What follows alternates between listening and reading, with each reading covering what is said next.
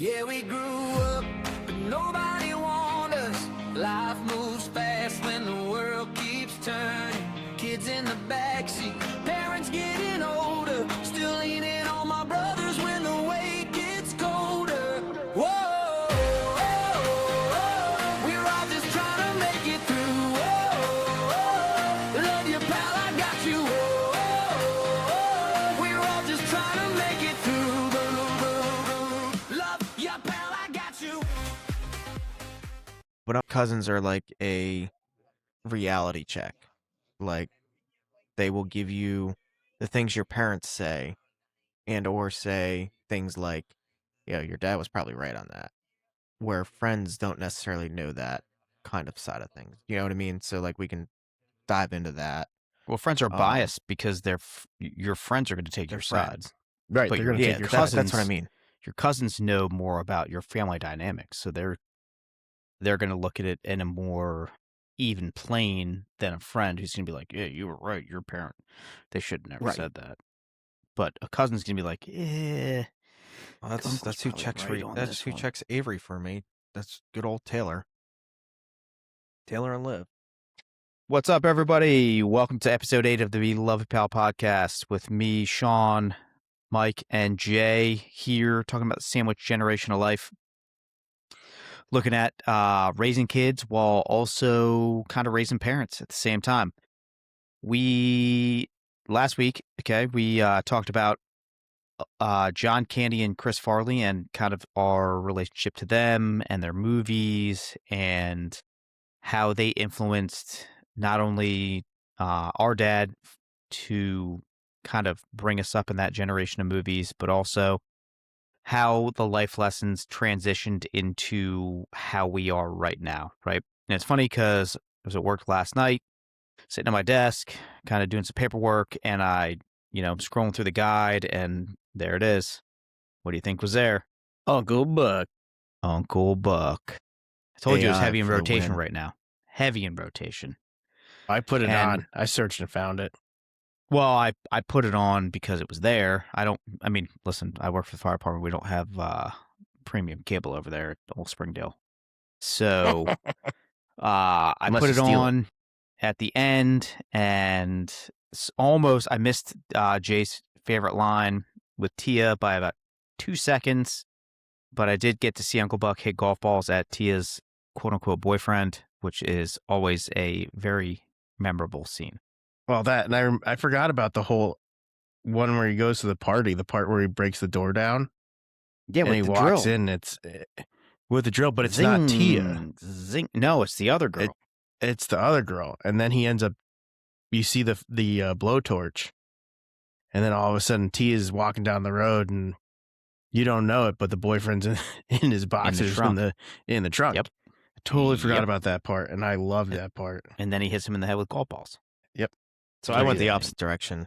We got done and I watched Summer Rental because I told you completely forgot how about good is Summer that? Rental How until good is it? you mentioned it, Jay, and I forgot how accurate it was. Like I told you.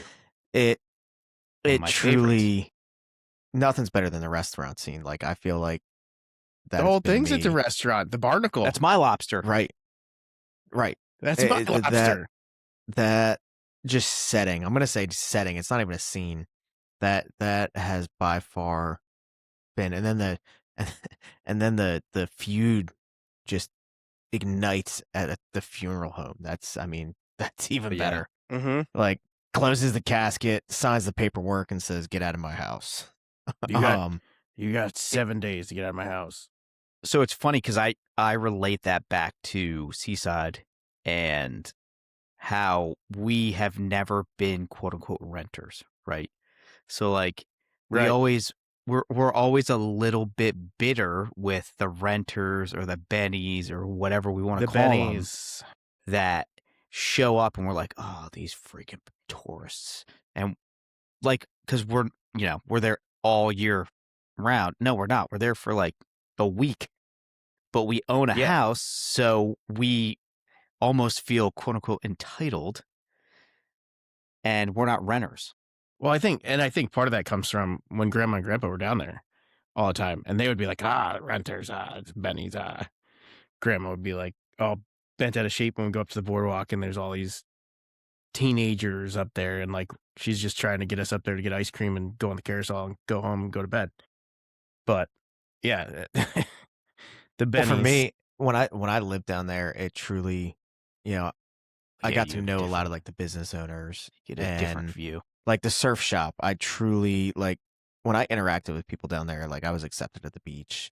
You don't show up to like I forget what I think 12th Avenue Beach to surf, and you're not a day tripper when you go down there. Like you have to know people down there, or you get shoot out of the water. But yeah, it it definitely took a little bit different take on it. But kind of, you know, today we're gonna kind of dive into, I guess, a couple different things. But one of the scenes during Summer Rental that reminds me of what we're diving into, and it has nothing to do with the topic we're talking about, but everything to do with kind of our atmosphere growing up, was that scene when he comes back to the house after he's at the neighbor's house. But he leaves the And door unlocked. everybody's in his house, Mhm. and he's like, "Get out of the house, get out!" You know, Starts just kicking swinging everybody the to the crutch house. around. So that reminded me of the old days of going down to Aunt Di's pool and Mhm. Uncle Jim coming in the house and saying, "Get out of the house, kids! True. Just get out!"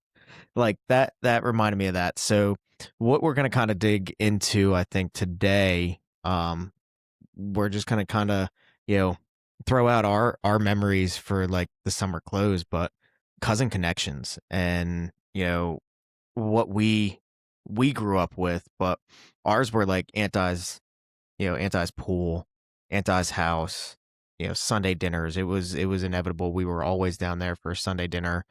You weren't late. If you were late, you had a good reason, but everybody was no wound up. late. We were Nah, there there's no late. late. No, we were there. we were till there 10 late no matter o'clock. what. Ride So, your bike home in the dark.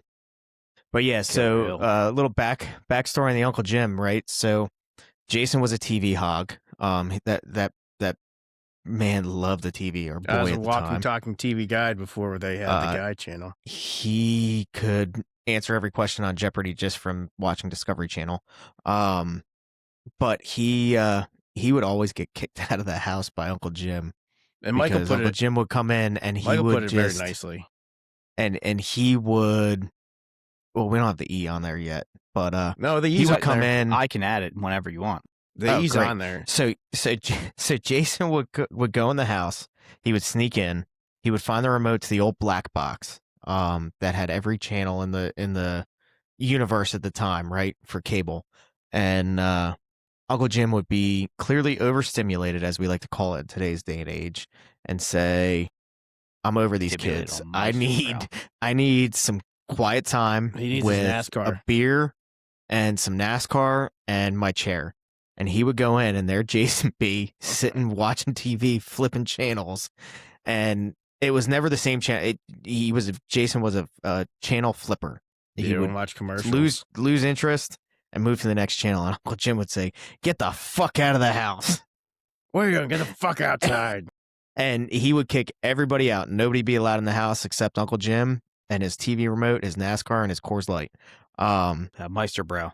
Meisterbro at the time. Yeah, it was Transitioned to Coors Meisterbrow. Light a little bit later. But It was whatever anybody brought down there. that's true. Right. That's true. The beer, But he the was a fridge was Meisterbrow always guy. filled with beer. Always a Nothing Meisterbrow fancy. guy. And I think But part of that is you have to kind of give context around Uncle Jim, right? So Uncle Jim was a gentle giant, but he was one of the most intimidating individuals in the world. He was scary as So- shit as a kid. So, like, I remember distinctly because we would go to Aunt Di's house almost every day because, let's be honest, Aunt Di didn't have any rules. So Right. we get down and there. she had a pool. we and do she it had at a a And she pool. had all and the a good pond. food. She got all the and a good pond. food. She didn't have any rules. And our cousins are down there, right? So Jill and Jeff are down there, and they're like our big sister and big brother. So they're teaching us all kinds of things. And I went down there the Some one good, day, some bad. right? So I went down there the one day, and I'm going up to the door, and I see Uncle Jim in the door, and he's like, "What are you doing here?" And I was like, "Oh, I don't And I got on my bike and I rode home, and I was like scared of him for a couple weeks. And mom's like, both mom and dad are like, why are you scared of him? He didn't mean anything by it. He was just messing around. That's the way he was. Like, he would just mess around with you like that.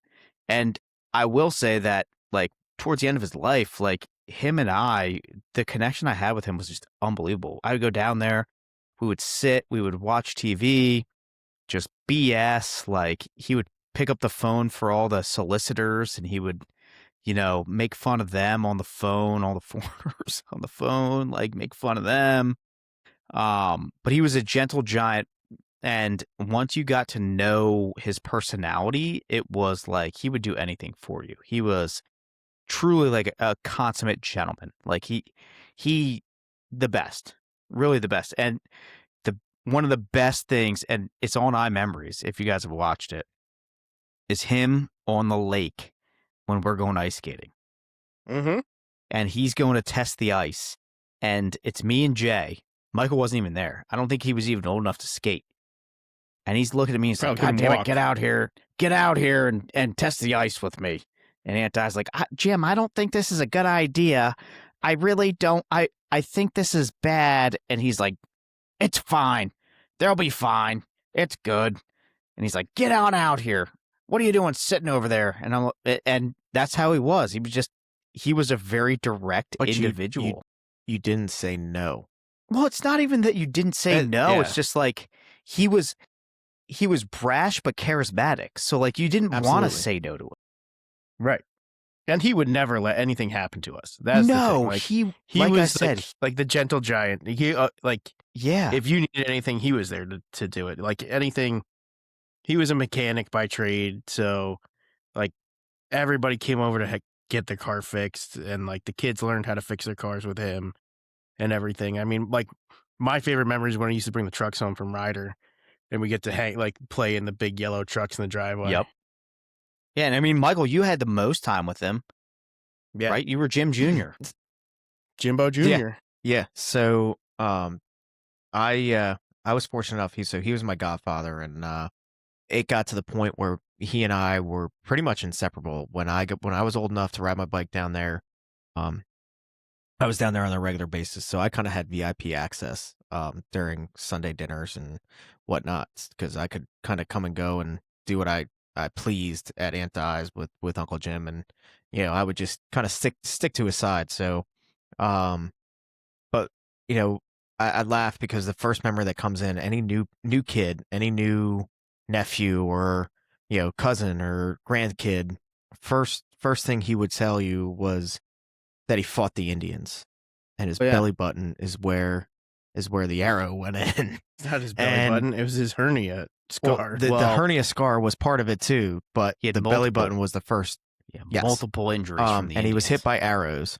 Yep. So he kind of laid the groundwork of, there's nothing you can do to scare me, kid, because I've been shot by the Indians and with arrows, and I ripped them out. And it was hysterical. It was fun. It was, like you guys said, he was a gentle giant. He was, super charismatic. I got the privilege of going. Literally, so best memory by far. None of you guys probably have it. You may have it. So the brown truck, Uncle Jim used to pick me up during summer. So my 90s summer was spent riding in the front seat of a just Dodge regular Dakota. Regular cab. No, brown the Dodge brown Dakota. truck. The brown Dodge, right? So I would ride in there, and the image stuck in my brain is of his air freshener with the girls in bikinis. Mm-hmm. And we would ride around, and he would listen to AM radio, music, not talk, but AM radio, and we would go to Crigliano's.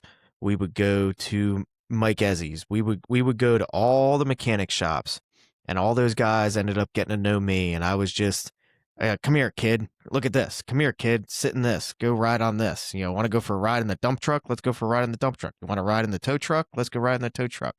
Why can't you fix my car then? Right. Because I don't remember how to fix anything. I can do an oil change.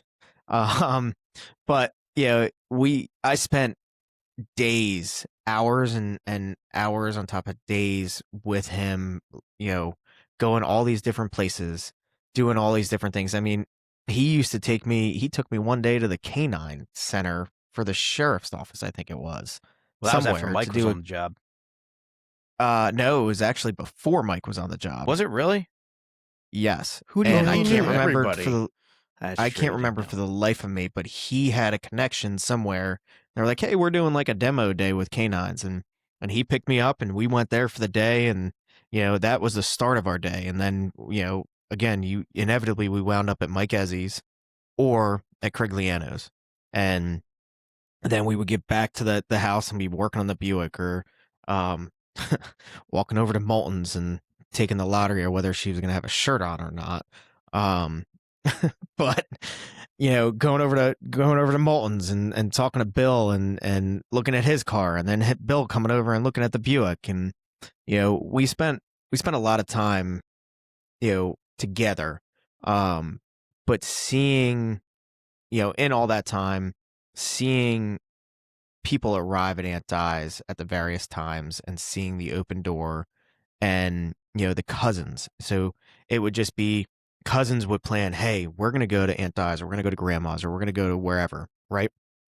At whatever they called Aunt Di. They would plan and they would show up and they'd be at the pool, and of course they'd show up and Aunt Di would be like, what do you want to eat? What do you want to drink? I'll bring you something out. Or seeing that interaction and then hearing Uncle Jim, fucking kids here again, but despite his like, oh, like damn kids are here, right? So despite all that, he'd be the first one to do a cannonball in the pool. Right. Yeah. He was the first one to go out there and be like, let's put up a rope swing Zip line. into the pool or a zip line. Let me climb let me climb 30 feet into this tree with my bare feet and put up this zip line. Bare feet and So- cut off work Some pants. jorts. And Short and, jorts. and he would teach you life lessons. You would learn these life lessons with various cousins, and people would come to him for advice that you wouldn't even think about. At the time I was 10, 11, 12 was probably when I spent most of my time with him, because he had passed when I was 12. But seeing when Jill flipped the cabrio, right? Mm-hmm. I was at Aunt Di's when I believe that I was call on the came fire in. department. And I remember Uncle Jim going, God damn it, she's all right, but I got to get that freaking car, and calling, whether it was Mike Ezzy or Crigliano, whoever towed it. And I remember, I can't remember who towed it, but calling them and be like, hey, how really, how bad is it? Can I fix it? like, but he wasn't mad, right? He truly showed those lessons that at the time I was like, oh, this is cool. Like, I wish I, had a parent like this. Like, this is, but he showed that those life lessons that were a good combination of what I've learned from mom and dad, what I learned from Uncle Jim, what I learned from Aunt Di, and then applying it now. But tying it back into these cousin connections, like Jill was like a sister to, or still is. She's like a sister to us. Jeff's like a brother to us. They were always there. They, we saw them at their best times, their worst times. Various different girlfriends, boyfriends, you name it, right? I mean, all I really remember is Mike and hitting him with a Matchbox car. Matchbox car. First time he came right in the over. square in the forehead. And then him Bringing chasing back you. Mickey Mouse sheets and then jumping over the Mickey Mouse sheets right into the bunk bed. But those cousin connections, and still today, those are some of the first phone calls I make before I call mom or before I even call you guys. Sometimes I call Jeff or I call Jill and I have these conversations, and we develop this built-in friendship on top of reality. Like, they're gonna give me the hard truth whether I want to hear it or not. They're not there to really entertain my false reality of like, hey, no, you're right. No, you're right. No, they're gonna be okay. You got a point, but this is where you screwed up, and maybe you need to approach it in a different way. But all those cousins connections, all that conversation started with building that friendship because Aunt Di, Uncle Jim, Dad, And all of our aunts and uncles pushed this. Hey, it's Sunday. We're going to Aunt Di's. I don't care when you get down here. We're going to Aunt Di's. It wasn't even a So- question, right? Like, you'd show up. There was never, the biggest thing is there was never an invite, right? It was never like, oh, well, we're going to go to Aunt Di's today. It's like, it was, Every hey, Sunday, we're going no to Aunt matter what. Di's. We'd ride our bikes down. And like I said earlier, that was not abnormal for us. We rode our bikes there almost every day we were off. Even the dog knew to go to Aunt Di's. And it was, Yeah. and we just went there to hang out. Like, it was so convenient to have our aunt and uncle. They were a quarter mile from us. Like, literally, what? 1-2 turns. And we're And it was there, pretty and much it's all on downhill. residential streets. Like, mom and dad never had a worry when we went there because there was not a lot of traffic. So we went there, and, whether Jill and Jeff were home or not, it didn't matter because we hung out with Aunt and Uncle Jim. And it was just, that was our normal. Our normal was, oh, we're bored. All right, well, I'm going to Aunt Di's. Okay. And that was it. See ya. Mom would be like, okay. And it's be home usually for as dinner. we're running out the door. Yeah. Like, hey, Yeah. I'm going to Aunt Di's. And it wasn't even a permission. It was just a given. Nope. Yeah. Well, that was like- because she knew where we were. Like, there was no question. It wasn't like, oh, I'm going out with my friends. Like, no, I'm going to Aunt Di's. All right, cool. See ya. I was like, I had 2 phone numbers like memorized. It was Yep. our phone number and Di's phone number. And it was like, you would call and be like, are you home? And like, if the answer machine picked up, you knew they weren't home. If they picked up, you knew they were home, you knew you're going. Like, it's like not even like, oh, hey, we'll see you in a couple minutes. But like the funny thing, like the Indian Or you story make is the funny. mistake I made and you show up when they don't answer and it's Uncle Jim sunbathing naked. Yeah, sunbathing. In Well, the nude. I mean, we were all exposed to that, and we always skinny dipped. That was the first time I ever skinny dipped. That's it. But it's funny because like one of the things that I remember about Dad's funeral Yes, I was was just gonna Sean. bring this up. Sean, you and I sitting, and there's a picture of it. I have Sitting pictures there of it. with our shirts up, showing our hernia scars to our kids and My our appendectomy scar. nieces and nephews, saying like, "Oh, this is where we fought the Indians." Like, That's where I got shot by the this Indians. is where we got shot by the Indians, and like our kids are like, "Yeah, you're full of it," but Mm-hmm. like, it's one of the funny memories, and like I think the thing that like it took me a long time to realize was how similar Dad and Uncle Jim were. Yes. Like, especially with like the community impact that they had. Like, Uncle Jim would do anything for anybody. There was like any kid that came over the house, if they had a problem, like he could, especially like mechanically or with the car or something like that, like he would be out there helping them no matter what. Well, I think That's you can the relate same that thing with even, Dad. you can relate that back to even like last episode with John Candy, right? So like Uncle Jim he wasn't the most approachable individual, right? Can we Not agree at on all. that? Like, if you looked at him and be like, I'm absolutely. not talking to this guy. But The guy got kicked out of the Great Notch Lodge. yeah, I think he's one of the 4 people that ever got kicked out of that Yeah. bar. Like, that's a difficult thing to do. he would sit next to you, and if you had a problem, he would recognize it, right?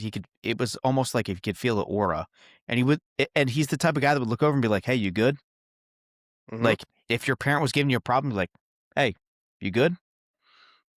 And he would have no problem taking care of whatever situation you had, because genuinely in his heart, he was the most, like, him and Dad, the biggest hearts I've ever seen. Like, I can only imagine, I could only hope that my heart ever gets that big Mhm. between the two of them, right? And it's funny, like, that we talk about, dad's passing, and then going to get our tattoos, and the drag queen story is just, that story is just, it's him and Uncle Jim just coming to So- us and saying, hey, we're good. We're up here. We're in, the Vegas of up here.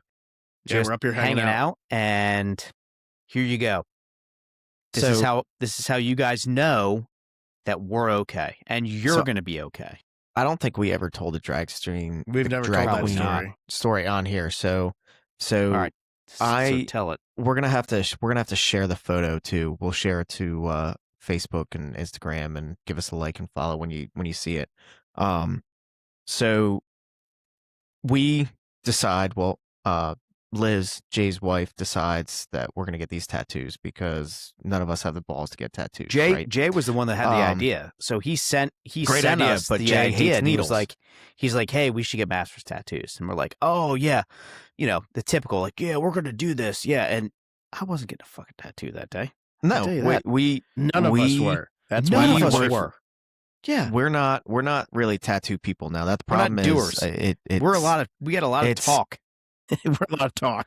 a lot of it's talk, truly but not a lot of it do. truly is an addiction, because now I'm like, all right, when am I going to get my next one when I Yeah, get all right, home? got it. I'm ready But, for the next one. So Jay's wife takes the initiative and makes the appointment. Well, and she then disappeared.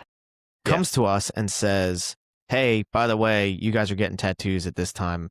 I'll be ready to go. Get good with it." said, Jay "Oh, I hates guess this- needles, I guess which this is is the real." most hysterical part. I used to hate Um, needles. I'm okay now. So, we go to the tattoo parlor down in downtown Boonton, and have there's awesome staff there. What's it, Ariana, I think her name was. Awesome tattoo artist, right?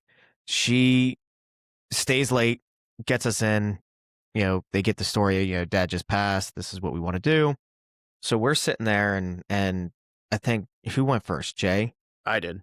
Yeah. So Jay's sitting getting his tattoo, and I'm sitting in the lobby, and Sean and myself are kind of bouncing back and forth. Now Sean's in the back now with Jason, and I'm sitting in the lobby, and Liz looks at me, who's Jay's wife, and says, "Is that guy gay?" And I said, "No, I think it's a drag queen." So dude comes in, makeup.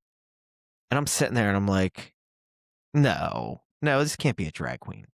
So then I hear the story that he tells the tattoo shop owner, "Hey, I don't want to walk up the stairs in the heels that I have tonight at the cafe next door. Can I get dressed in here? They're friends." He's like, "Absolutely. Like, come in the back, get dressed."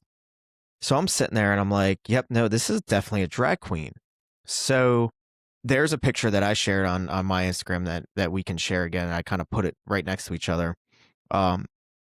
Back when Dad and Uncle Jim, who again, they were closer than we realized and more similar than we realized, went to Vegas. They have had a Aunt picture. Sally's 50th. Sally's 50th. They Yep. have had a picture up in Aunt I's house and our house. Everybody somewhere had this picture of Dad and Uncle Jim with this drag queen, because they go to this drag show and they're like, all right, let's get this picture. And at the time, it was probably a disposable camera that they had. So they have this picture of them and this drag queen. Well, next thing you know, this guy comes out and he is in full drag, Audrey Hepburn. and he is standing there, and I'm like, you got to be kidding me. This is what, within a week of Dad dying. Not even It a was week, dude. days. Not It was even like a week. It was like 3 3 days. days. This is the day before the funeral, right? And we're sitting there going, all right, give us, all of us at some point, we're like, give us a sign, right? Whether we said it together or whatnot, we're looking for a sign like, hey, Dad, you're good. You're up there. And he sends us this drag queen while we're getting a tattoo. And Dad was not a big tattoo guy either. Mm-mm. So he clearly is watching us get these tattoos. And I took it as a sign of approval that he's like, you know what? I went to Vegas one time and I met a drag queen. And what happens in Vegas stays in Vegas. Well, here you boys are getting a tattoo. Not something that I really liked, but getting a tattoo, getting something I really loved as the tattoo. Here's the drag queen to show that Jim and I are up here drinking Coors Light cold, watching you guys suffer through your first tattoo. So there, Jim had Uncle Jim had tattoos. Jim too. had tattoos. Uncle Jim had tons of tattoos. He had the old army tattoos. They were done. Yeah, I don't know if those were By your legit tattoos. They might have been. they were like probably Korean they were War. probably Big Point pens, Yeah, they were Korean Mhm. War tattoos. as he would say, done with a quill of a feather. They probably were. Yeah. But yeah, so we were sitting at this tattoo parlor, and the sign that we get from Dad, and I'm gonna say Uncle Jim at the time because I think he welcomed him up there with open arms, was 100%. a full blown drag queen at the tattoo parlor getting tattoos that we never planned on getting, during a time, like we said, dad's death was not expected. It was anticipated, but it wasn't expected. We knew it probably was going to be happening, but that time was a lot earlier than we expected. So it clearly there was no planning by any part. Like we didn't plan to be next to a drag show, and then we got VIP like invites, Lifetime. like Lifetime like VIP. the drag queen was like, anytime you're up here, come on out to our show. You know, you guys can sit front row. This is an awesome story. You know, they literally the tattoo artists that were still there, the drag queen that was there, they truly were drawn to emotion hearing the story, and they were like, that's if you don't believe in signs from the afterlife, like I've said in the past, you know, believe what you want to believe. You know, I truly believe that there's an afterlife. This wasn't a cardinal, it wasn't a squirrel on the deck. It was a full-blown drag queen at a tattoo parlor we didn't expect to be at. Yeah. So tattoo shout out to Gus is the owner of the Tattoo Guild in Boonton. Yeah. Atmari is the one that did our tattoos. Fantastic Atmari was artist. awesome. Couldn't give them higher praise than what they did for us. And being I've gotten another tattoo and I've gotten it locally here in Virginia, I think I'll go back to Boonton before I get another one. But yeah, no, we're gonna have to go back after Pinehurst. The thing with the drag queen is it was just mind blowing. Like I'm sitting in the chair and like mine definitely took longer than your two. I think she was just getting used to it and whatever. But yeah, seeing him walk in and then sitting in the waiting room waiting and seeing him walk out, and I'm like, oh, this is well, Jay, definitely a sign. You really didn't know what was going on. Like Liz and I were in the waiting room, and I texted you guys and said, hey, I think there's a drag queen here. Like you guys really didn't know what was going on. Yeah, like what he Liz walked and I were past seeing. with like a bag, and that's all Yeah. that we could see. But yeah, it was like the crazy signs, like, and that was one of their stories that they love to tell, like the drag queen story, the picture. I mean, the picture was displayed next to our baby pictures. Yeah, So it's a picture that was like held in high. it was prominent. It that was thing very was prominent in the house. Like, And I mean, it's wild. Like when we went through pictures to like put out at Dad's funeral, like that was one that had to go. 1,000%. And like Talking that was like at Uncle framed Jim's on the funeral too. piano. Like Yeah. No, It that was a was- framed photo that was prominently displayed in the house. right, and it's not at that, and And I don't think that was one that Mom really necessarily. That's what I was wanted going to out, say. I but wanna like say that's that one that that had was to a- be out. That was a big dad thing, right? Like, I'm sure Dad, if she would have taken that picture away, Dad would have been like, where's the picture of me and Jim with the drag queen? And she'd be like, oh, well, I put it in the... And he'd be like, no, that needs to come back out right now. He wasn't, he wasn't confrontational, but, with the things that he loved. And that picture... And I think it was because not only was it just the two of them, right? But like after Uncle Jim died, that was one of the only really good pictures that in our house that we had of Uncle Jim, right? Like Uncle Jim was not a photogenic gentleman. We didn't go out. He and, was like, photogenic. He just usually had a wig and like a boob hat. Well, yeah, on. true. Or a Hulk Hogan mask on. Yeah. I mean, I have a lot of iMemories photos that I can screenshot of him that are just Mhm. epic, but we're not going to go there. But that was one of the that was really probably the most prominent picture of him that we ever had, right? And like after he died, it was like we need to. I think Dad was more. It was more Dad like, hey, we need to have a picture of him up here because Absolutely. he was such a huge part of our lives that and I think anyone that knew us knew how big a part of our lives he was, right? Like even I remember the day that he died, I was at Mikey DeSantis' house.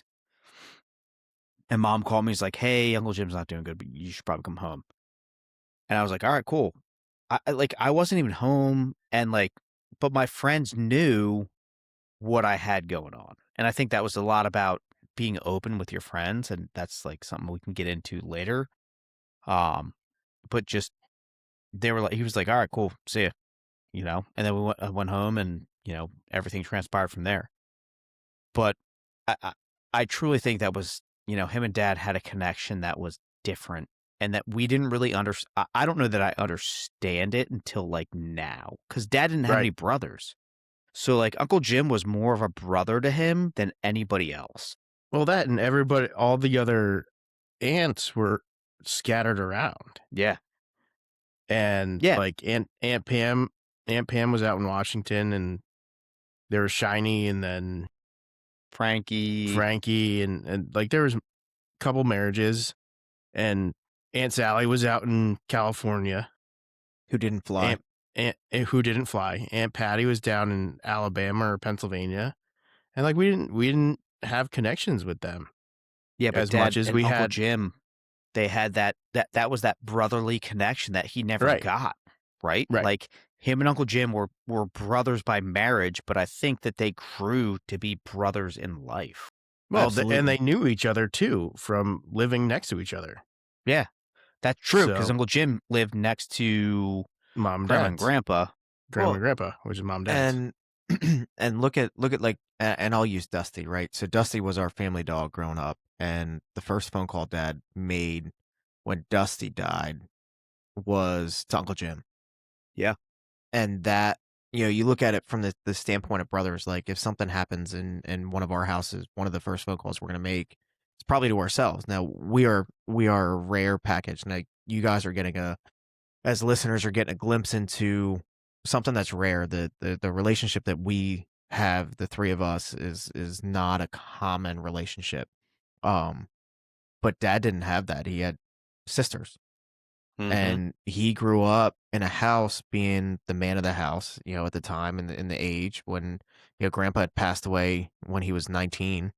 He came home early to help take care of his sisters and his mom, and he never really had that brotherly connection. I think you hit the nail on the head with that. I think Uncle Jim was more of a brother than a brother-in-law to him. Mm-hmm.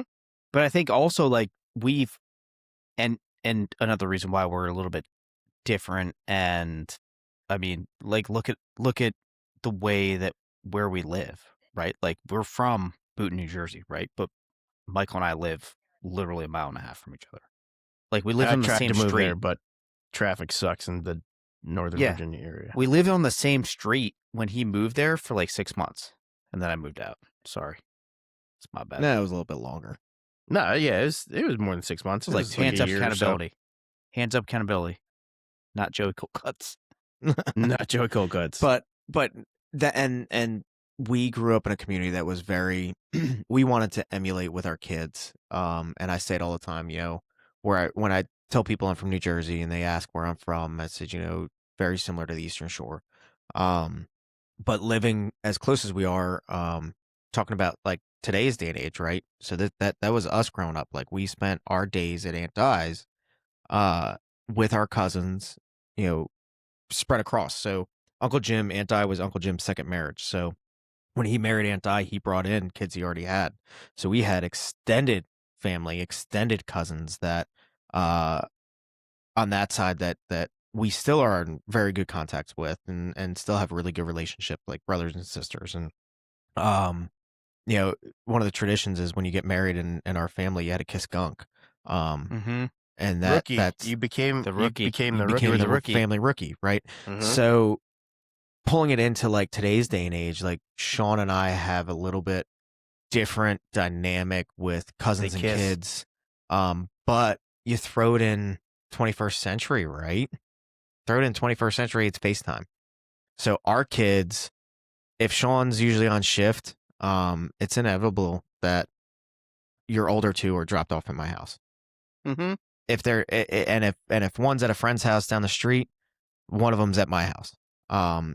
And the girls truly have a really good relationship, and they have literally a nightly phone call. And I didn't find out about it until I talked to Mom, and Mom's like, "Oh, I gotta go. This is the nightly phone call."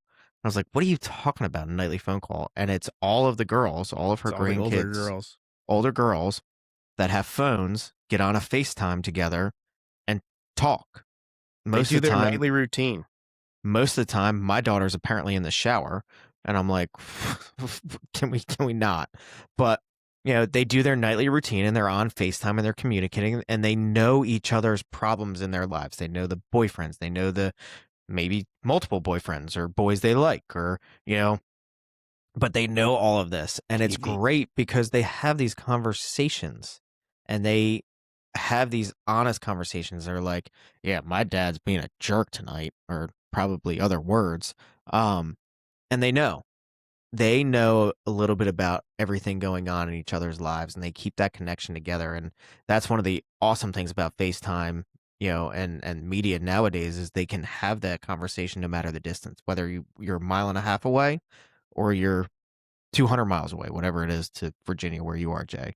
But they It's not still have that 200. connection, and they still have that sibling like dynamic. And Sean, when your girls are over at my house, it's like literally kind of like Aunt Di's. It's like a free for all. The pantry's open, Same thing and here. same with my kids at your house. Like, I show up and we want to have a couple drinks. Usually the twins are with me, and the twins just walk in, and they get a snack, or Brooks tries to drive my truck home, and it's inevitable that our kids are at somebody else's, one of our houses, or they're in a communication. And if they're together, the first thing they do is, if Riley's available, they call Riley. And then Riley's on FaceTime. And whether she's there physically or digitally, she's present in whatever is going on. It's funny so I think because- maintaining those cousin connections is like super important, especially So with the other day- developmental. When I came over to pick up Taylor, Jack was in the car with me. And he's like, oh, what are you going to hang out with Uncle Michael for like an hour? And I was like, maybe I will. Maybe I won't. I don't know where it's going to take us. But just chill out. This ain't no big deal, man. Like, it's my brother. I'm sorry. Sorry that I couldn't give you a brother. You got two sisters. But he's over up here. to- He's mad. He's mad now that I'm talking about him. Tell him to go he's- back to YouTube. He's warming up to Aiden though. So and Yeah. like that's Aiden. So dynamic here. Jack is 8, right? I think he's 8 now. Mm-hmm. Aiden's 10. So you got a little bit 2-year difference, but Aiden's kind of taken Jack under his wing as an older brother. And when Aiden and Jack are together, it is like seeing a little brother, older brother dynamic. It's Where like Jeff and me. yes, where Yeah. either I'm one giving- of them, I'm giving Aiden a bottle of mustard this weekend. Yeah, please do. but like, but It's my first the cuss twins, word. Aiden's got 5 years between him and the twins. So he doesn't have that good like little brother connection. Right. He's still pretty good big brother, but he wants to knock the twins out 90% of the time. And Well, I mean, you were sometimes he 5 years tries. younger than me. Yeah. Yeah. So like, I understand that. Like, Aiden and Jack are like me and Jay. Mhm. Yes. A little So bit. you got those, and then you got those younger siblings that are annoying because you don't remember Like how me. you were back then. Oh, I've gotten glimpses of it with Yeah, Bradley. because your kids are you as a child. Yeah. That's the You were that's the blessed one with that. the one thing that I have realized is that payback comes The from story above I heard too. the other day was just epic. That was a great story. Which one? Uh, Which one was that? The one though, Aiden's grounded right now. Bradley and him, the dare. Oh, we farted on each other's pillows, but we didn't go to that extreme. I didn't had know who pink eye. knew about that one. There's a little tinkle happened Oh, man. on somebody's pillow. I Yeah, dare there's you two to pillows do on my this. deck right now getting washed out. Wait, that I was your dare pillow? you to do this. No, No. no. I was asleep. If it was Yeah. my pillow, it would have been like a scene out of American Pie when Stifler was getting peed on. Well, how'd you get it so nice and warm? So, yeah. So no, Aiden and Jack definitely have a neat dynamic to watch, and watch how that developed. Right, they were never like that when they were younger. Jack was super introverted. Aiden was a little introverted, and they really neither one wanted to leave our side. And then all of a sudden, they kind of clicked, and it brings it back to one of the episodes we did golf. They clicked over golf, and now they are truly inseparable. And Aiden was like, I can't wait to give Jack my shoes because maybe he'll be as good as I am when I started with those shoes. And I was like, I hope, buddy. Like, he was super excited to drop his first pair of golf shoes that don't fit him anymore off to Jack's house. Find out tomorrow. So, yeah, but that cousin, for you guys listening to this, and I know it's a lot of nostalgia, a lot of stories we're telling this go around. Hopefully you guys are laughing a little bit. That was pee on a pillow, by the way. Life with boys. So Triple dog dare you. it was a scene out of Christmas Story. Dear God. So our kids have a good connection right now, and I truly think that comes into us opening those avenues and creating those bonds. And it's not even, we're not here to create the bonds, we're here to create the avenue for them to create those bonds on their own. Oh, Oh, Jay, kids, good man. old Jay.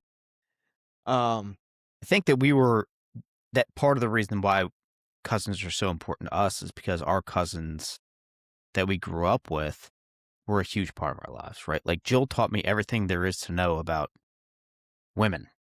Like if I have a woman question, call Jill. So I can blame you for all the advice you gave me. Well, I mean, you can blame her because she gave me all the advice. Like her and I were and so Jill is our cousin. It's Aunt I's daughter. She is, how old is she more than me? Like 8 years, something like that. Maybe more, 10, something like that. Somewhere He's like around 8. there. Be careful. For She's me. probably listening. I know. Yeah, I just talked to her. She hated me when I was born because I'm the oldest. And because Gunk and Nani, who were my dad and my mom, were hers like exclusively until I was born. And then all She of a would escape sudden, up to our house. yeah, all of a sudden, oh, Sean's here. Oh, Sean gets this. Sean gets that. And even with Graham, Sean gets the, oh, it's Sean's here. Oh. So she was not a big fan of this guy when he was born. But as I got older, we became really, really, really close. And the three of us, I mean, we're very fortunate to have Jill and Jeff in our lives. Because as the oldest, I didn't have anybody as an older sibling to learn anything from.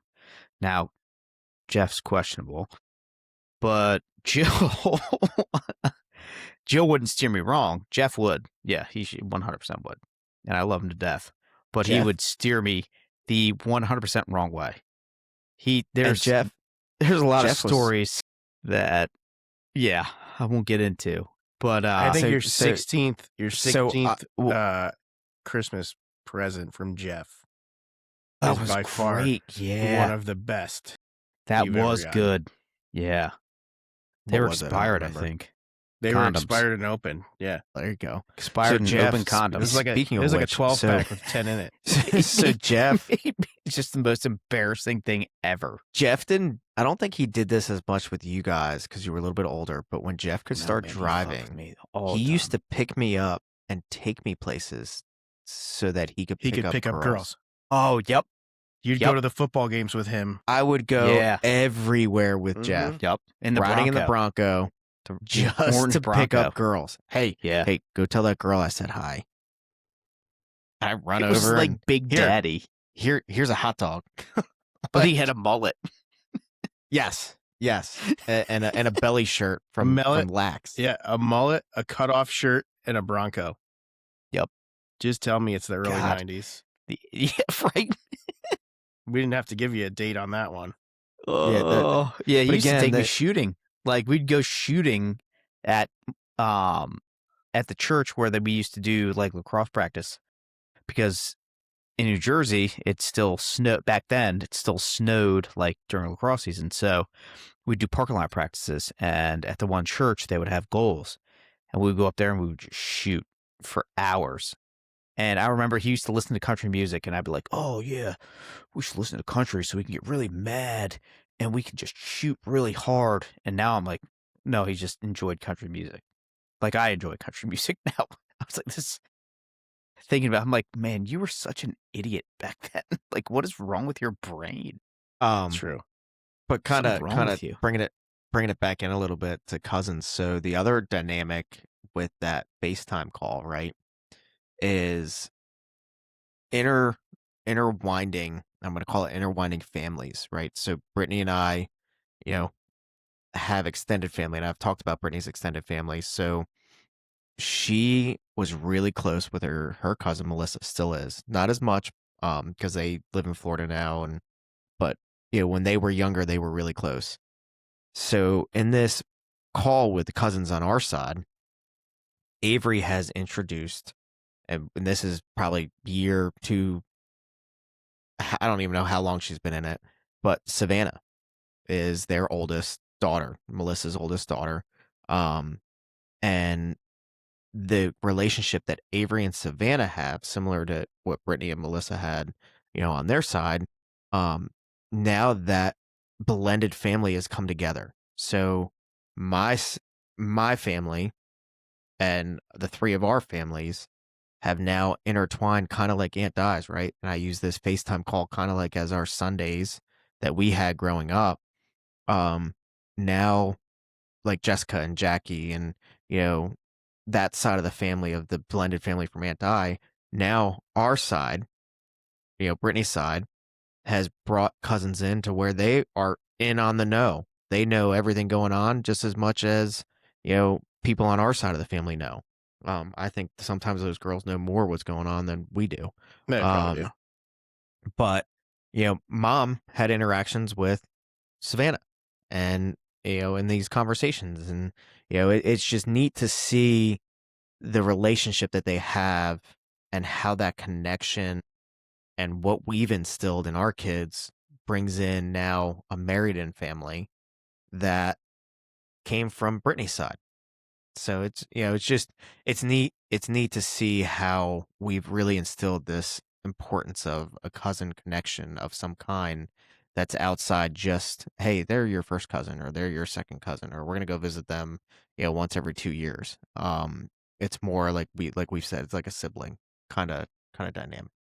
I mean, Right. I don't think that there was never a differentiation between like first, second cousins, right? Like, because No, like everyone Jessica and was Jackie related. are our second cousins, but they were always our cousins. Like, we never said, oh, you're only my first cousin. You're only my second cousin. Like, the only thing I remember is like telling Mary Beth, like, oh, well, Jessica's my second cousin, so I can marry her if I wanted to. It's not Technically, really. there's no relation. Yeah. It's true. Yeah. I do remember saying But that. yeah, Not me, saying but that. somebody did. Or unless you're Somebody at said Jill that, and Mike's wedding. Yeah, somebody said that. I was too Oh young. man, that's Or unless that's you're that at Jill was and a- Mike's wedding. But That's that's another a story for real. another That time. was that's a real connection there. That's not. That's a relation. Yeah, can't do that. Yeah, that's not. And I was no. also like 15. So years one of the things that I'd like to throw out to the listeners, is, what are some of the things that you do with your family to try and keep that extended connection? Do you have connections with your cousins? Do you or extended family, however your family dynamic is? But what are your connections, and what are some of the things that you guys do to bring them in, or what are some of the things that you could do? I brought up, I think it's 2 episodes now, family reunion. It might not be as extensive as a family reunion, but doing like a beach day or just like a barbecue and having one or two families over and saying, hey, let's get the kids together and focus more on the kids. But I think those cousin connections are truly healthy as well, to help these kids get a realistic opinion about things that happen in our homes. Well, When and that's like Avery's mad at me, Riley gives her like, oh yeah, whew, my dad would have taken the door off. You're lucky. Like, been there, done that. but she's not going to get that from her friends. Her friends are going to be like, wow, your dad's such a jerk. You should do the X, Y, and Z. No, like their cousins are going to give them like, well, this is real. Like, I just looked at Liv, and this was just last week, and I was like, see why Jackson got rehomed?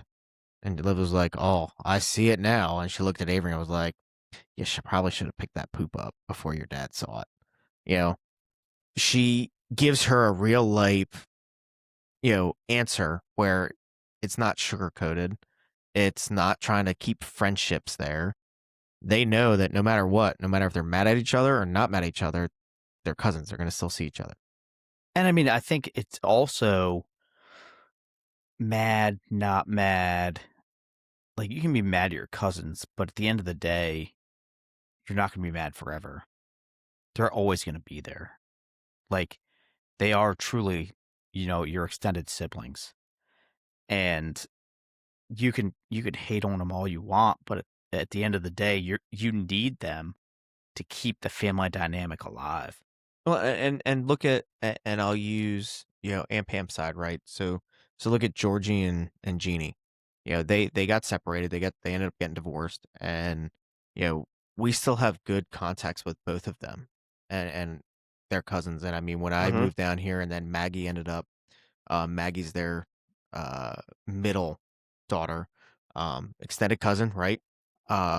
She became an MPD officer in DC and has since moved on from there. But she came over one of the graduation celebrations or one of the barbecues, and we don't see her as often, but we still stay in contact. I know she's in Maryland. I know where she works. I know who her supervisors are. Like, I am still keeping an eye out for her the best I can. Yeah, you're Right. crazy. It's just that one of her supervisors is one of the guys that I work with, his twin All right, brother. well, that makes sense then. So Yeah, preference with that. yeah. that's So like, Kind of crucial information. but again, like, she came down here and she sought help. The first thing she did was she didn't hesitate. She called me and said, "Hey, I'm applying to MPD. What do you think?" And then she was thinking about leaving MPD, and I said, "Do you want to apply to my agency?" And helped her Run through that as agency. far as you can from MPD. Yes, run as far as you can from DC. So then she ended up getting a great job. Beautiful. And starting her family out in the area, northwestern Maryland, and a great area. But again, that was a connection that we had growing up. I mean, I remember when she was, born, and her raising up through the years, and then we went years. I'm talking probably like 10 or 12 years of just we had no communication. And then all of a sudden she was like, "Hey, call Michael." I think Jeannie said it, "Call Michael." And then Jeannie reached out and said, "Hey, Maggie's applying down there." Um, that's that connection that you grow, that's like, I can always call this person no matter what. And we're very fortunate to have extended family all over the globe. But we can always make that phone call. Well, it's like Aunt Patty now. It's like she lives with Jill's kids going to tech. It's like they're Aunt Patty's down there in Harrisonburg Uncle Deuce. with Uncle Deuce. So we can't. We're looking to go down there because the kids love Aunt Patty and Uncle Deuce. So we're going to Aunt try Patty to go was- down there and see him. That's somebody that we didn't have a ton of connection with until We Dad really got didn't. sick. And then Dad had his first MI, right? His cardiac arrest. And she was there, within 12 hours? Yeah, she was there Yep. within 12 hours. She drove. She's like, "I straight got up plenty from of points. Alabama. I'm gonna stay at the hotel." And we're like, "Well, you can stay with us. Like, no big deal." She's like, "No, we got the points." And her Uncle Michael stayed there, and she was always there. And then, after Dad died, her and Uncle Deuce, and we call him Deuce because his name's Sean, and I told him he can't be Sean. He can't It's be gotta Uncle be Sean. number 2. It's got to be number 2. So Well, we that's said Uncle it was going to be Deuce. Sean too, and then I said we'll have to call you Uncle Deuce. Yeah, Uncle Deuce. So But what an amazing guy. Like, fantastic, dude. just Aunt Patty and him are just an amazing duo. Love them to death, and they truly, like, we learned about Aunt Patty and her power because she's a really strong woman. Mm-hmm. We learned about that, like, as Dad got sick, because Yeah. she was always there. She was Mhm. always willing to do whatever needed to be done for mom and dad. And Well, I think, I and can't say enough. part of it is when Uncle Miguel passed away and she was down there alone, and her and Aunt Di got really close. And Aunt Di would go down to Alabama for a month or so in the summer. Patty would come up for a month or so and stay at the house. And we just got to see them a lot more, and like ended up drinking a bottle of bourbon with them one night and just And then till she 2 wanted to o'clock in the drive us morning. to Wawa. Yeah, she wanted to drive us to Wawa. And we're like, you're way drunker than we are. And we ended up at Wawa, the new Wawa in or Mountain Lakes. What was 2 it, o'clock 2 in the o'clock in the morning? Yeah. Ordering like chicken bacon ranch was so good. quesadillas. Oh, it was delicious. crazy. It was crazy. And Mom was like, where are you guys? Right, because We're Drinking with, with Uncle we're Deuce with and Aunt Aunt Patty. It's okay, Yeah. we're with Aunt Patty. Never a doubt that mom was still up. She probably was waiting for me to spit my gum out on the front porch Absolutely. Mm-hmm. because I was drinking. I think we had her car too. I think we took the van because it was I think parked we in the did, yeah. back. So how important were these connections, and bringing it back to the sandwich generation? How important did these connections play a role for you guys during I think the downfall of Dad? I mean, I don't know that. I think it's not importance. I think importance is, I think just having those connections throughout our lives, right? From Mhm. day one, allowed us to understand the value of family and how we were never alone.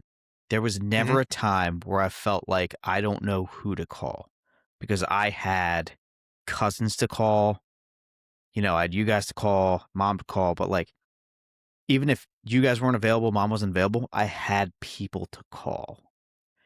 And that is so important.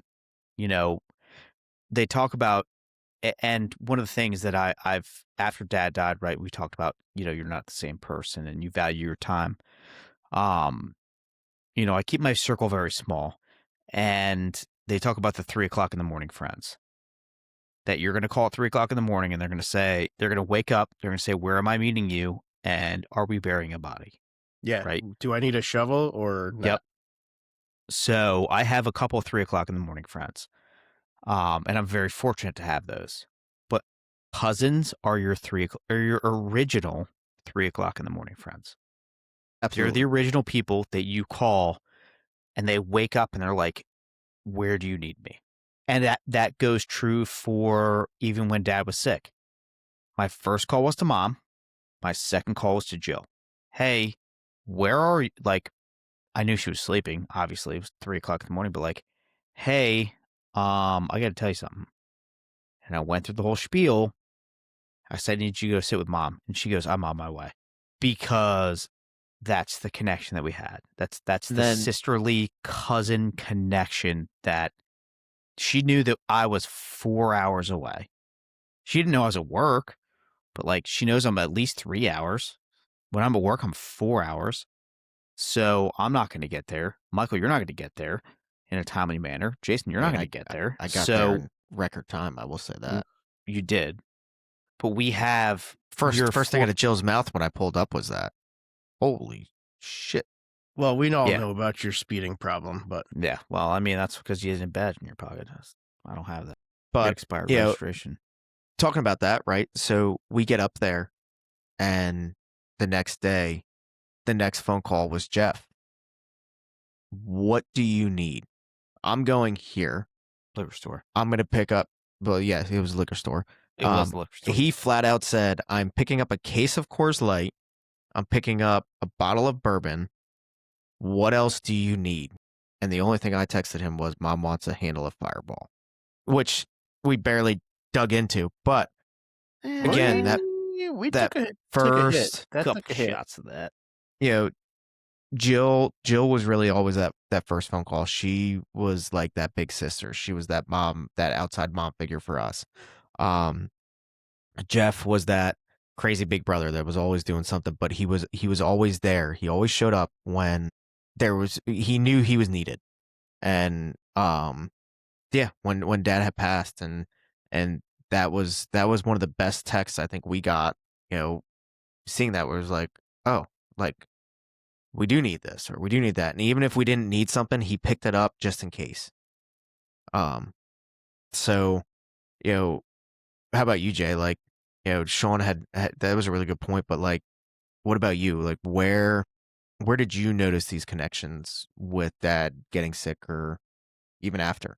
Well, I mean, like we talk about the 3 o'clock friends, and like I have most of my friends, because only being down here for 5 years now, it's most of my friends are still up in Jersey, like most of those guys. And my 3 o'clock friend is my buddy Jeff. And like when I called him and told him about dad, he was like, "What? Like, where are?" First off, the question was, "Where are you? And are you okay?" And the next question was like, "Okay, how's mom? Like, what does mom need?"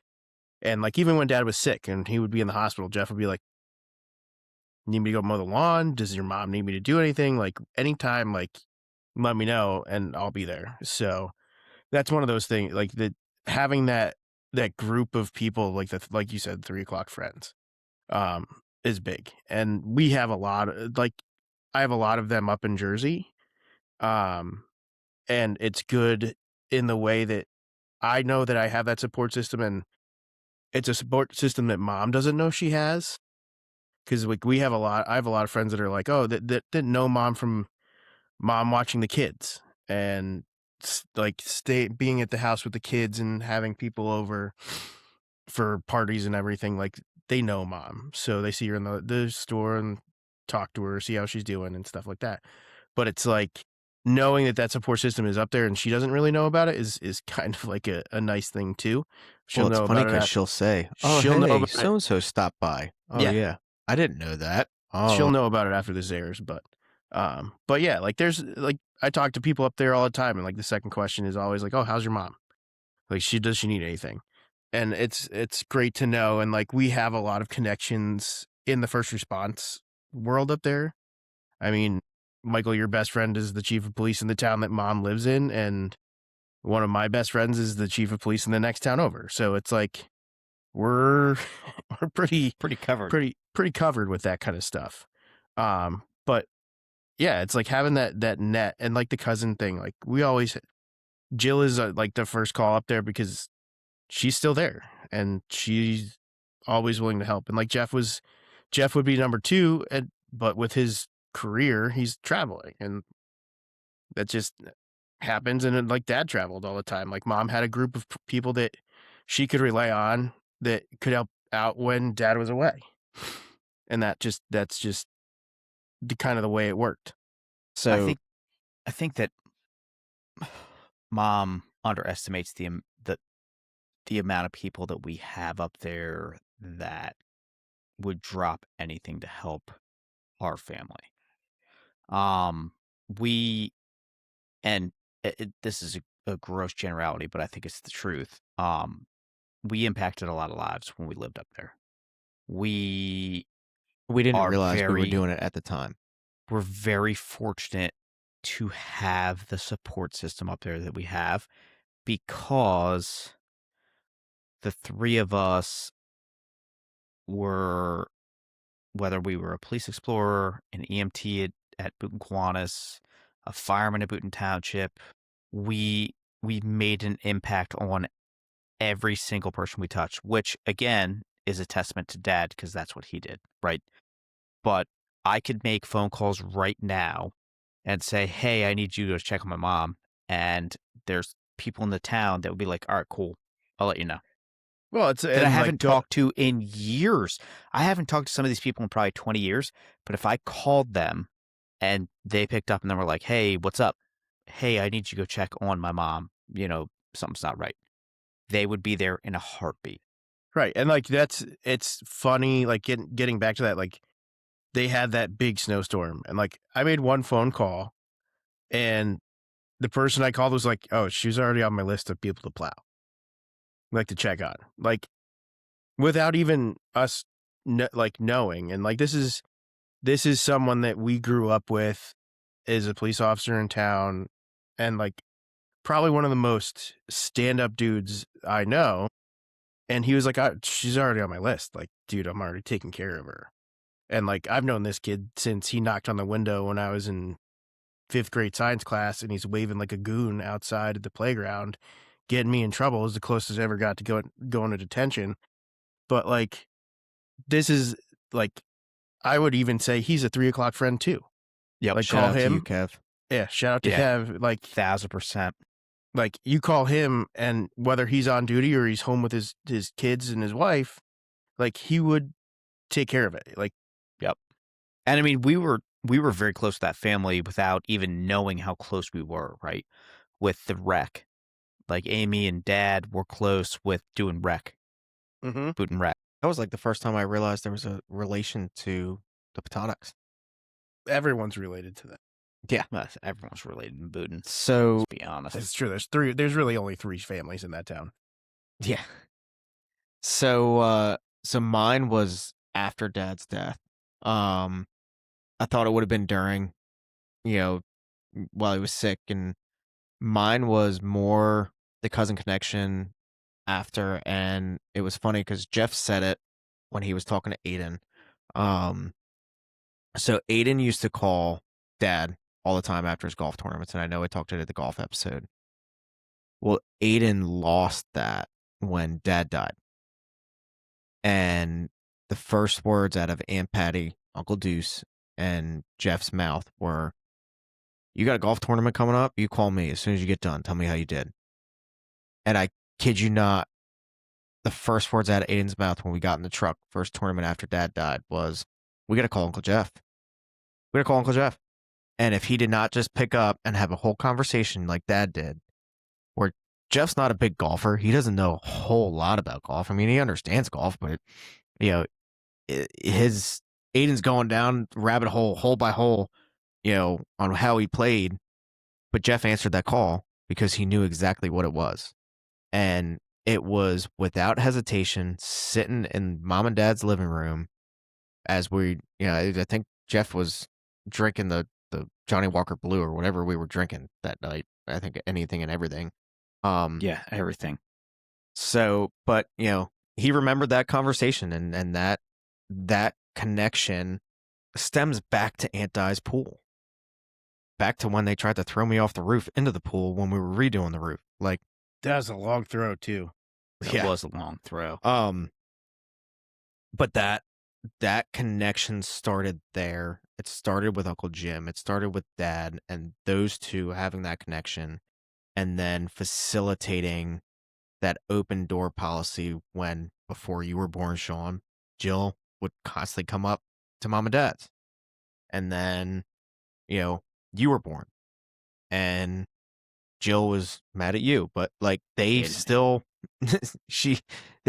facilitated that connection. And that's where I think as parents, part of the things that we can do to help our kids when they get into the sandwich generation, right? Because that's what we're raising them for. Like, success in the sandwich generation, where it gets hard, is cousin connections. And I think it's truly an important role to set up for your kids. Yeah, I think it's a lot of us getting out of the way, right? Just letting them have that connection and work through whatever problems they have. Just standing back and be like, "Hey, that's your cousins. You figure it out, bro. Like, I'm not getting involved. That's, you guys figure it out." And by figuring it out, they're learning family dynamics, and they're also learning about how to mitigate issues within like a true close-knit community. Well, so they have that person to bounce things off of.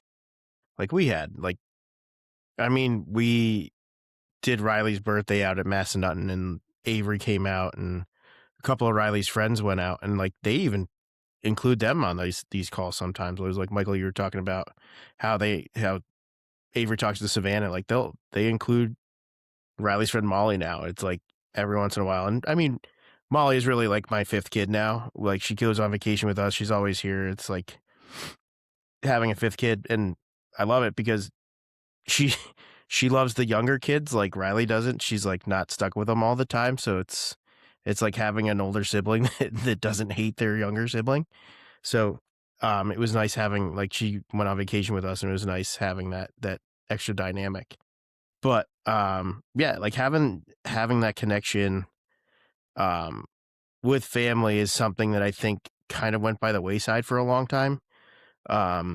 We were lucky that we did have that all the time, every Sunday, like you said, like we've been talking about. And like we don't see them as often or really ever right now, but just because of the distance. But no matter what, when you go up to Jersey, like you have people that you can go see and connect with, and it's just like yesterday. Yeah, I mean, when I went up to see Mom, I don't know, a couple months ago. I texted Jill. I'm like, "Hey, I'm at Mom's. Just to let you know if you want to stop by." And she was like, "Yeah, I'll stop by for a hug." It's just, Right. it's the little things, and just knowing that connection was built and it'll never fade. Like we've established that, and no matter what happens, like you have somebody in your corner that's going to give Absolutely. you the 100% honest truth. That's not going to bullshit you, right? Like that's, I think, the biggest thing is like they're not going to tell you like, "Oh no, you're right. Yeah, that's definitely it." They're going to be like, "What the fuck is wrong with you? Like figure it out. Like this, you're the asshole in this situation. Figure it out." Exactly. Hard truth. Well, Sometimes you So, need it. do we have so, any final thoughts? Because we're once so again running over. I'm gonna stick with my final thought of bring back the family reunion. You love the family reunion. You love it. Jesus. You just want to camp outside. Yeah. Damn right. You can just Bro, camp in you're my the one that backyard if comes you with- want, bro. You're the one that comes with like 1 million people. That's why it's got to be a family reunion. Yeah, he's That's- going to come in that RV with that weird horn. Old Cousin Eddie coming Cousin in hot. Eddie. Shitter's full. That's an RV. Took the words out of my mouth. That's an RV. Be living in a desert out by Vegas. Don't be I don't mean- be falling in love with that thing when we leave here in 3 months. Start an earthworm farm. Yeah, it's true. So, final thoughts, Sean? No, I mean, I think, I don't want to say cultivate the relationships, but encourage your kids. If you have family that's close knit, or even if you don't, and they're spread across the country, encourage, in this technology age, encourage your kids to get on FaceTime with their cousins. Encourage them to develop that relationship and try to get together at least once a year. I mean, we try to do it once a year. We try to do Cousins Weekend every year. Sometimes it works, sometimes it doesn't. We all work shift work and it sucks, but it is what it is. 5-8 years from now, we'll all be retired and we won't have to worry about it. But Well, you'll be retired. yeah, I'll be retired. You're goddamn right, I will. But develop those relationships, and by cultivating and developing those relationships, it allows your kids to get a sense of truth, but also a sense of, I'm not the only person that's going through this. Because let's be honest, if you have siblings and your siblings have kids, we probably parent very similarly, and their kids are probably going through very similar things than that your kids are going through. So Like a sense of understanding. yeah, don't be afraid to have your kids reach out, and at the same time, you as a parent, as an older family member, like keep in touch with those cousins, like plan those, again, Michael, family reunions. Plan those family reunions, right? Like get together with them and get to know their families and get to know them as an adult, because those are relationships that are never going to go away. They're going to be, that's something that, in 10 years, you could show up at a family reunion, haven't talked to somebody in 10 years, and you can pick up right where you left off. So That's where you get the good stories. yeah, I want to hear the true Vegas story, but I think that's that's don't think we'll ever hear You're that. not going to hear that until you Okay. hit those pearly gates. that's right. That's right. Yeah. Jay, final Yeah, thoughts? I think that unfortunately the family reunion thing. But yeah, it's definitely don't don't don't forget about all those relationships that you built as a kid with your cousins, where you spent every Sunday swimming in the pool, hanging out, doing stupid skits in your aunt's living room to Disney movies. But just remember that they're out there, and don't wait until that Irish wake that you're catching up with them. Make sure that you reach out and make time to keep those connections alive, because there's always, we're all learning, we're all parenting, we're all trying to figure out something with this new generation that's coming up, and everyone has a different perspective on how to raise kids, and you never know whose tip is going to help out. And you have all those relationships that you built as a child, and you can use those relationships to help you out too. It's not just for remembering, it's for current too. I mean, we have people that have no siblings. Like Liz has no siblings, so she doesn't understand sometimes the dynamic of the cousin situation or something like that. But and everyone's family is different. Everyone's family dynamic is different. So there could be cousins out there that you don't have that connection with, but maybe now you would have a connection with because you both have kids. You both have kids that are the same age or whatever. So make those connections, reach out, see how they're doing, because you never know. They might be going through something that you can help out with and answer questions for.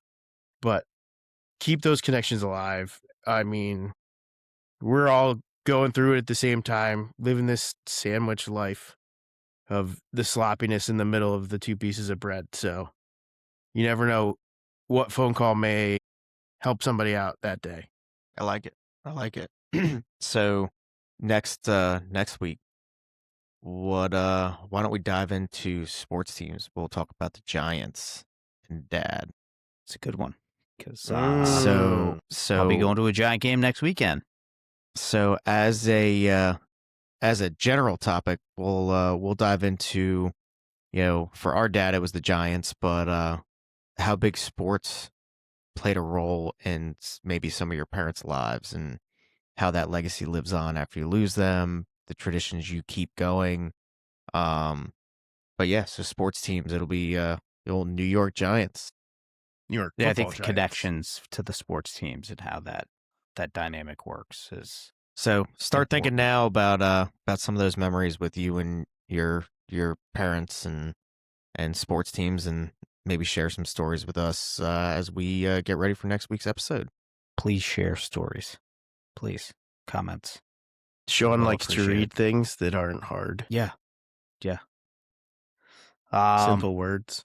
All right. So if you haven't so far, if this is the first time you're listening or first time you're seeing us, please subscribe, follow us on Instagram, at Love Your Pal Pod,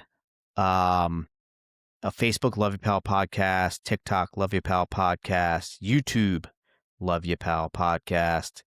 If you want to follow us individually, Dad Dispatch on Instagram. Yeah. I don't know if I want to give mine out. No, It's I'm trying to get people to just comment. Like, we want to hear from you. Please we're running comment. out of topics here, boys. So anyone that has any kind of topic that they want to hear about, excuse me, that's the realism. That's the realism of the Love Your Pal podcast. Any topic you want to hear, right? Please let us know so we can talk about it, so we can dive into it, so we can answer some questions, whatever it is. There's Please. no holds on topics. Please, we'll talk about it. We have experienced quite a bit, as the three of us, whether it's individually or together. So please leave us some kind of comment. Give us one word, like Jay said. Sean likes easy reading. One word. I'm a give us a fireman. topic. Give us something. But also make sure you follow us on Spotify or whatever Spotify, podcast. I was getting there. Podcast platform, but hit that follow button so you can see our new episodes pop up, and you can leave comments on there as well. We see those and definitely want to hear from you guys. Yeah, Spotify, Apple Music, Amazon Music, iHeartRadio, YouTube. Our YouTube channel is Love You Pal Podcast. Follow us there. You can listen to the audio podcast, or you can watch us, our ugly mugs, on YouTube. We would love to hear from you again as to what you want to hear, and how we're doing on this whole deal. We're 8 weeks in, so yeah, please let us know. We'd love to hear from you.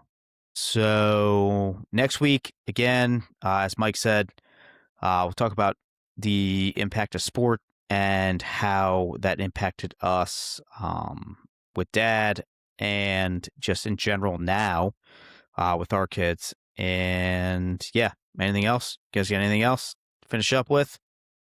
All right. Well, until next week, love you, pal. Love you, pal. Love you, pal.